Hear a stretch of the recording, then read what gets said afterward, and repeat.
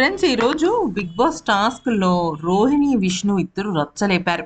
అయితే రోహిణి విషయంలో నాకేమనిపించిందంటే అసలు వీళ్ళందరినీ కూడా వైల్డ్ కార్డ్స్గా 6 వారాల తర్వాత బిగ్ బాస్ తీసుకురావడం నిజంగా దారుణం.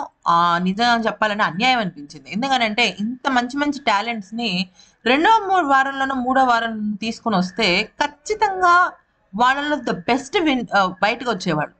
అంటే అసలు కంటెంట్ ఏమని 'ఆదిత్య' గారు, 'నైనిక' ఇలాంటి వాళ్ళకన్నా కూడా మంచి కంటెంట్ ఇచ్చే వైల్డ్ కార్డ్స్‌ని కనీసం మూడో వారంలోనో, నాలుగో వారంలోనో తీసుకొచ్చున్నా కూడా వాళ్ళు ఒక వారం పట్టేది అడ్జస్ట్ అవ్వడానికి అటు ఇటుగా. నెక్స్ట్ వీక్ నుంచి వాళ్ళు మంచి ఫైర్ మీద ఉండేవాళ్ళు. ఇప్పుడు ఆరో వారం వాళ్ళొచ్చి వాళ్ళు ఒక వారం అడ్జస్ట్ అయ్యి వాళ్ళని నామినేట్ చేయకుండా ఏడో వారం, ఎనిమిదో వారం అంటే ఇంక దాదాపుగా చివరికొచ్చేసినట్టు, మధ్యకొచ్చేసినట్టే కదా గేమ్.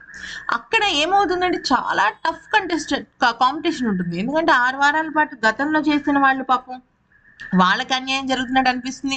ఇప్పుడు కొత్త వాళ్ళు న్యాయం చేసినా వాళ్ళకి న్యాయం అనిపిస్తుంది. సరే ఇది సోదంతా పక్కన పెట్టేస్తే, ఈరోజు టాస్క్‌లో గౌతమ్ లాంటి ఒక స్ట్రాంగ్ కంటెస్టెంట్‌ని కూడా రోహిణి ఓడించి, రోహిణి ఆ టాస్క్‌లో గెలుస్తుంది. యాక్చువల్లీ మీరు గుర్తున్నట్టయితే గౌతమ్ మెగా చీఫ్ టాస్క్‌లో గనక చూసినట్టయితే అదే టాస్క్‌లో గెలిచి మెగా చీఫ్ అయ్యాడు. కానీ అలాంటి గౌతమ్‌ని రోహిణి పక్కకు తోసేసింది.